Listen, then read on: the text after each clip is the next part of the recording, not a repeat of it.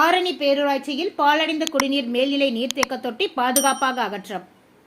திருவள்ளூர் மாவட்டம் ஆரணி பேரூராட்சியில் உள்ள இருக்கும் தெருவில் 40 ஆண்டுகளுக்கும் மேற்பட்ட பழைய குடிநீர் தேக்க தொட்டி சேதமடைந்துவிட்டதால் புதிய குடிநீர் தேக்க தொட்டி கட்டுவதற்கு முதல் கட்டமாக பழைய குடிநீர் தேக்க தொட்டி இடிக்கப்பட்டது.